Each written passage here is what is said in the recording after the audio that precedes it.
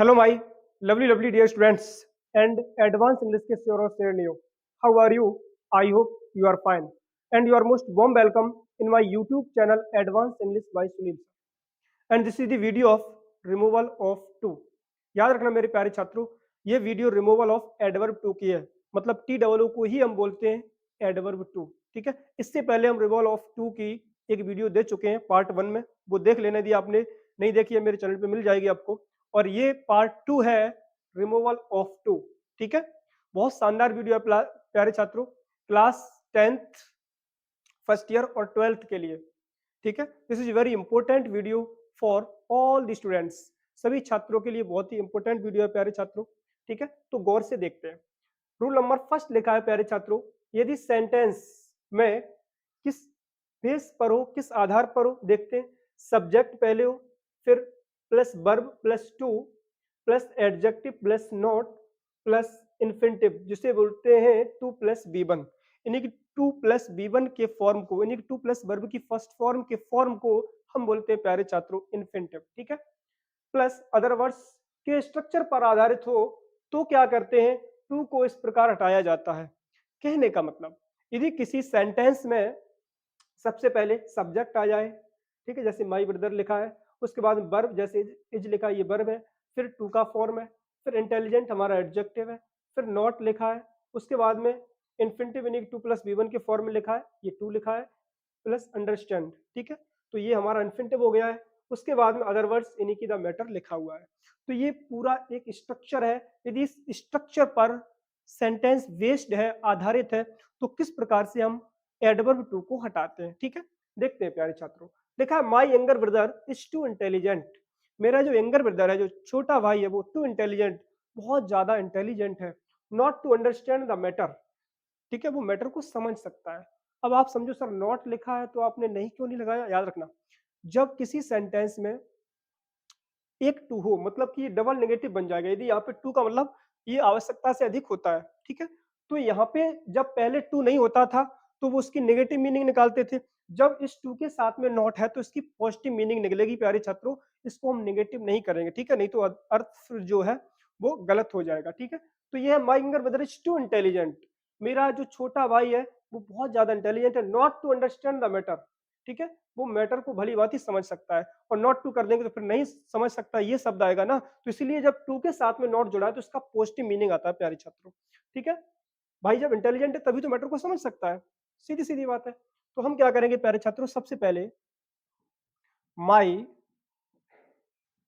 Younger brother, my younger brother is, too के स्थान पे प्यारे छात्रों हम सो का प्रयोग करेंगे, एसओ. ठीक है. So intelligent, I N T E double L I G E N T. ठीक है. My younger brother is so intelligent. मेरा जो यंगर ब्रदर है, जो छोटा भाई है, वो बहुत ही इंटेलिजेंट है, बहुत ही विद्वान है, पढ़ा लिखा है. अब क्या करेंगे, जो नॉट टू लिखा है, ठीक है, तो नॉट को हटा देंगे. टू के पहले क्या करेंगे प्यारे छात्रों, दैट का प्रयोग कर देंगे. ठीक है. दैट लगा दिया. अब क्या करेंगे, सब्जेक्ट आएगा तो माई यंगर ब्रदर, मेरा छोटा भाई. ठीक है. ये मैस्कुलाइन जेंडर में है तो प्यारे छात्रों उसके लिए हम प्रोनाउन ही का प्रयोग करेंगे, दैट ही. अब याद रखना, बिल या कैन, ठीक है, दोनों का प्रयोग कर सकते हैं. That he can understand the matter. He can understand the matter, the matter जिसे मामला बोलते हैं. ठीक है. यहाँ पे बिल भी लगा सकते हैं. कैसे, अर्थ समझो. माई younger brother is so intelligent. मेरा जो छोटा भाई है वो सो इंटेलिजेंट, मतलब कि बहुत ही इंटेलिजेंट है. दैट कि he can understand the matter, वो मैटर को समझ सकता है. ठीक है. या वो मैटर को समझ लेगा तो मतलब कि ही के बाद में हम बिल भी कर देंगे, he will understand the matter. ठीक है. तो कह सकते हैं अर्थ के अनुसार, उसके भाव के अनुसार हम कैन विल दोनों लगा सकते हैं. ठीक है. एक साथ नहीं लगाएंगे. ठीक है. यहाँ पे कैन लगा देंगे तो फिर विल नहीं लगाएंगे, तो यदि विल लगा देंगे तो फिर कैन नहीं लगाएंगे. ठीक है. No problem. नेक्स्ट है प्यारे छात्रों एग्जांपल नंबर 2. लिखा है मोहन इज टू एक्टिव. मोहन इतना सक्रिय है, बहुत सक्रिय है, नॉट टू वर्क, कि वो आराम से काम कर सकता है. ठीक है. तो हम क्या करेंगे, सबसे पहले प्यारे छात्रों, मोहन इज, टू के स्थान पे शो कर देंगे, शो एक्टिव. ठीक है. उसके बाद में नॉट टू लिखा है, यहाँ पे दैट लगा देंगे, नॉट को तो हटा ही देंगे, ठीक है, टू हट जाएगा। अब क्या करेंगे, अब देखो इसमें इज लिखा है, तो यहाँ पे ये सेंटेंस भावना ये प्रेजेंट में बन रहा है, तो हम मोहन के अकॉर्डिंग सब्जेक्ट ही का प्रयोग कर देंगे, दैट ही। अब सिंगुलर सब्जेक्ट है, थर्ड पर्सन, वर्क के स्थान पे वर्क्स कर देंगे, ठीक है। तो अब भाव क्या होगा, मोहन इज सो एक्टिव, मोहन इतना एक्टिव है, इतना सक्रिय है, दैट ही वर्क्स, कि वो कार्य कर सकता है, ठीक है। कैन नहीं करेंगे या कैन कर देंगे तो फिर वर्क्स नहीं करेंगे, वर्क कर देंगे, ठीक है। तो ही वर्क्स मतलब कि वो कार्य करता है, मोहन इतना एक्टिव है कि वो कार्य करता है, ठीक है, सिंपल है, हमने ही वर्क्स कर दिया, there is no problem. Next है प्यारे छात्रों, the room is too large, जो कमरा है वो आवश्यकता से अधिक लार्ज है, बड़ा है, यानी कि कमरा बहुत विशाल है। Not to accommodate all of the students, not to accommodate, accommodate means होता है प्यारे छात्रों समायोजित करना, ऑल द स्टूडेंट्स मतलब कि सभी छात्रों को, तो कमरा इतना विशाल है कि उसमें सभी छात्र आराम से समायोजित हो सकते हैं, मतलब कि सेटलमेंट हो सकते हैं, ठीक है। अकोमोडेट का मतलब सेटलमेंट, मतलब कि आराम से व्यवस्थीकरण हो सकते हैं, बन सकते हैं उसमें, ठीक है। तो हम क्या करेंगे प्यारे छात्रों, सबसे पहले द रूम, ठीक है, इज टू के स्थान पे प्यारे छात्रों सो का प्रयोग कर देंगे, the room is so large, कमरा इतना बड़ा है, विशाल है। नॉट टू, यहाँ पे नॉट को हटा देंगे, दैट लगा देंगे, ठीक है, टू की कहानी खत्म हो जाएगी। क्यों, क्योंकि अब हम क्या करेंगे, सब्जेक्ट लाएंगे, ठीक है, उसके बाद में कैन या विल का प्रयोग सेंटेंस के मुताबिक कर देंगे हम, ठीक है।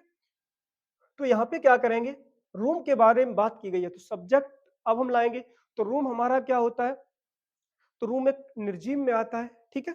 तो इसके लिए हमेशा न्यूटर जेंडर के प्रोनाउन इट का प्रयोग करते हैं प्यारे छात्रों, किसका करते हैं, इट का, ठीक है। तो दैट के बाद सब्जेक्ट ही आता है, इसमें भी आया है, ठीक है, यहाँ भी दैट के बाद ही आया सब्जेक्ट, यहाँ भी दैट के बाद ही, ठीक है। यहाँ पे दैट के अनुसार क्या आया है, दैट के बाद में इट, मतलब कि द रूम के अनुसार सब्जेक्ट आया, दैट इट, ठीक है। अब क्या करेंगे, दैट इट कैन या विल दोनों कर सकते हैं, ठीक है, दैट इट कैन या will accommodate accommodate all of the students, इसका अर्थ समझते हैं प्यारे छात्र, लिखा है the room is so large, कमरा इतना विशाल है, दैट इट कैन या it will accommodate all the students, ठीक है, यानी कि इसमें सभी छात्र आराम से सेटलमेंट हो जाएंगे या हो सकते हैं, ठीक है। मतलब सकते हैं के अर्थ में हम कैन भी कर सकते हैं, और यहाँ पे हम विल भी कर सकते हैं, मतलब कि सेटलमेंट हो जाएंगे, व्यवस्थित हो जाएंगे, ठीक है, यानी कि समायोजित हो जाएंगे। तो कहने का मतलब हम विल का यूज भी कर सकते हैं, ठीक है, इट कैन या will accommodate all of the students.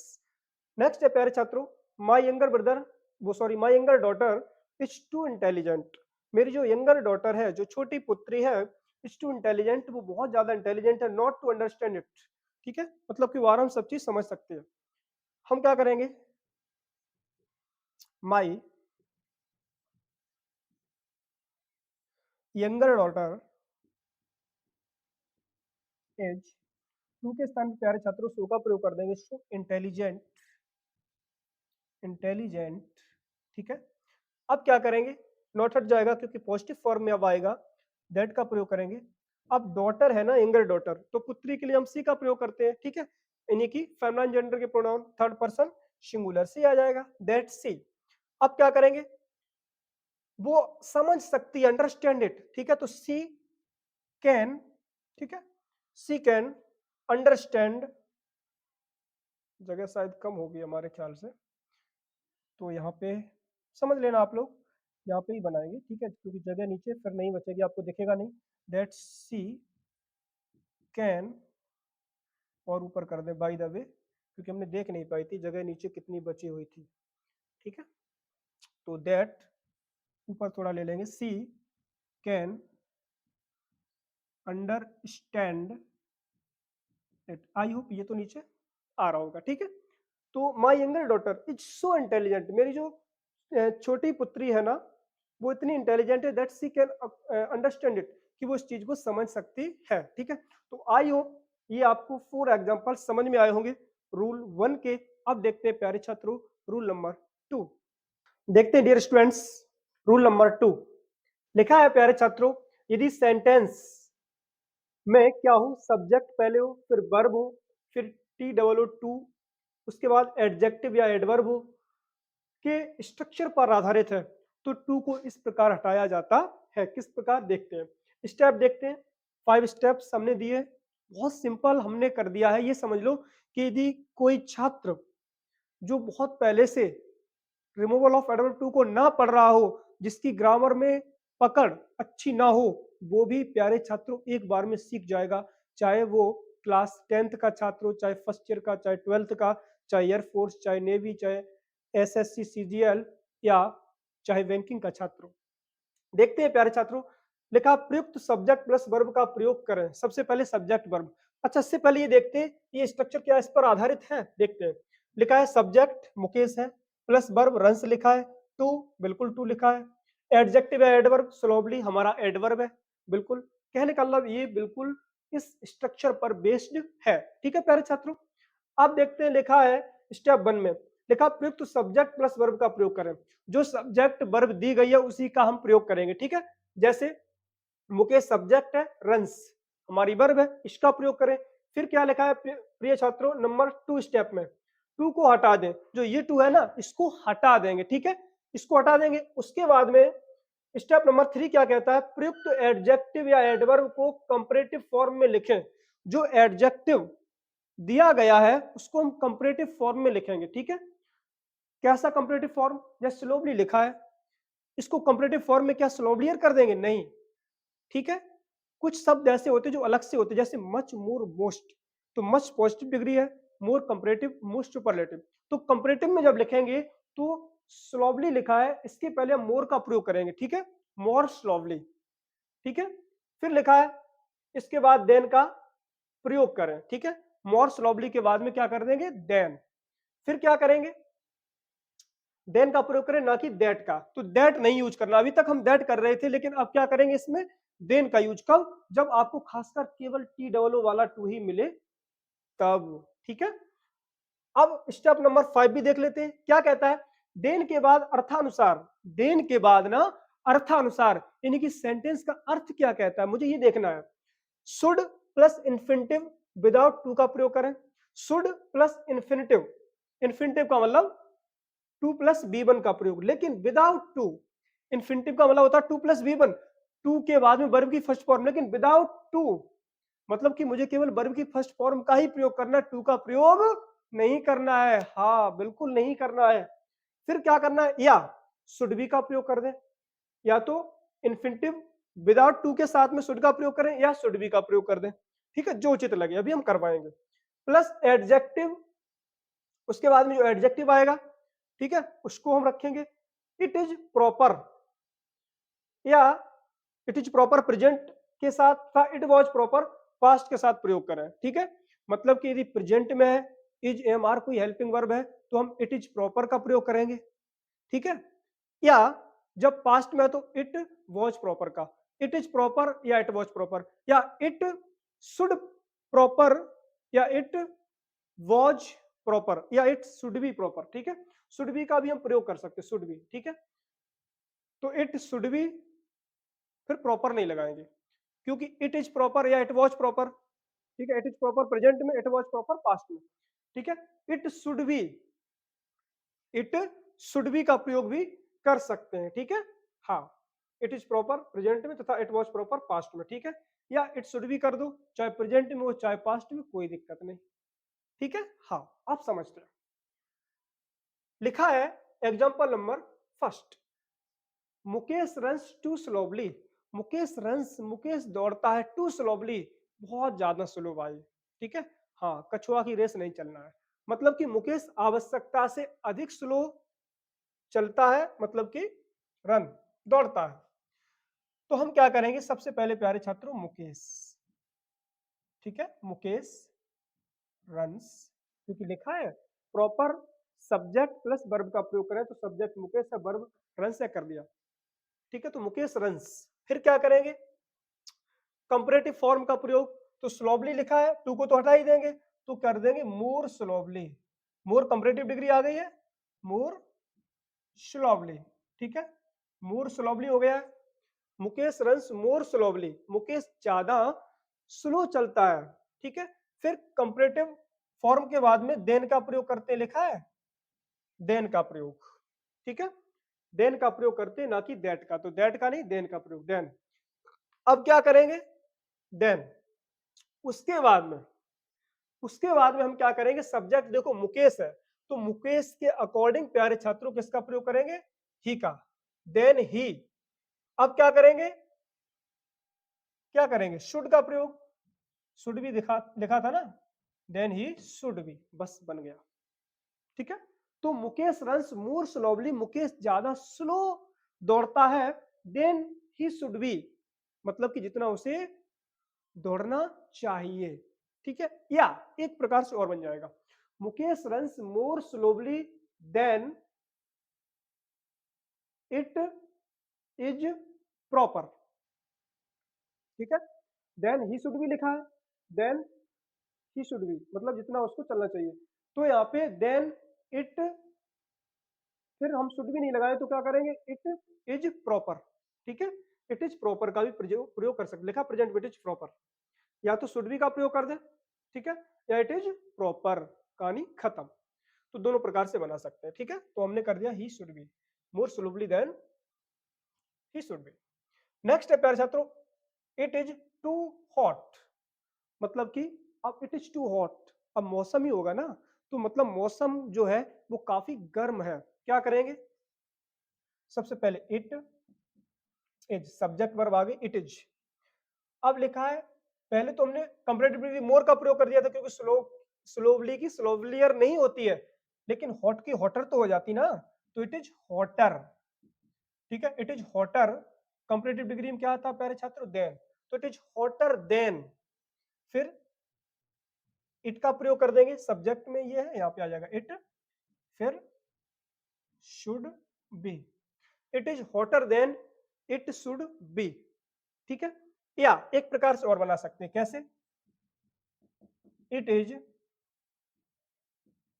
Hotter then, फिर इसमें एक चीज और लिखा है, इट इज प्रॉपर, लिखा है, तो it is hotter than it is proper, ठीक है, दोनों प्रकार से बन जाएगा, it is hotter than it should be, या it is hotter than it is proper, ठीक है। अब यहाँ पे हम इज भी लगा देंगे, ठीक है। ये क्या कहता है, it is hotter than it should B, मतलब जो मौसम है वो इतना ज्यादा गर्म है कि इट शुड बी, मतलब इतना होना चाहिए था। ये कह रहा है it is hotter than it is proper, ये इतना ज्यादा गर्म, इट इज प्रॉपर मतलब कि जितने उसको आवश्यकता है, जितना उचित है, ठीक है, ठीक है। नेक्स्ट एग्जांपल नंबर 3 है प्यारे छात्रों, the weather is too cold, जो वेदर इज टू कोल्ड, जो वेदर है वो सबसे ज्यादा नहीं कि आवश्यकता से अधिक कोल्ड है, ठंडा है। कैसे बनाएंगे, ये भी दो प्रकार से बना सकते हैं, द वेदर इज है, कोल्ड का कोल्डर हो जाता है, तो colder, the weather is colder than, ठीक है। इसके लिए का प्रयोग कर सकते हैं, it should, the weather is colder than it should be, या the weather is colder than it is proper, the weather is colder than it should भी लिखा है, तो देन के बाद में इट के बाद में हम शुड भी नहीं लगाएंगे, इट के बाद में इज का प्रयोग कर दो, जो कि है इट इज, फिर प्रॉपर, लिखा है ना, इट इज प्रॉपर, पास्ट में तो इट वाज प्रॉपर, तो पास्ट में तो इट वाज प्रॉपर, प्रेजेंट में तो इट इज प्रॉपर, तो दोनों प्रकार से बना सकते हैं, the weather is colder than it should be, या the weather is colder than it is proper, दोनों ही कंप्लीट हो जाएंगे, कोई दिक्कत नहीं, जो आपको अच्छा लगे वो कर लेना, ठीक है प्यारे छात्रों। एग्जाम्पल नंबर 4 है, देखा, mister Thakur talks too much, जो मिस्टर ठाकुर है ना वो टॉक्स टू मच, आवश्यकता से अधिक बातें करते हैं, करना नहीं चाहिए। देखते हैं प्यारे छात्रों, मिस्टर ठाकुर लिख दिया हमने, मिस्टर ठाकुर टॉक्स, ठीक है।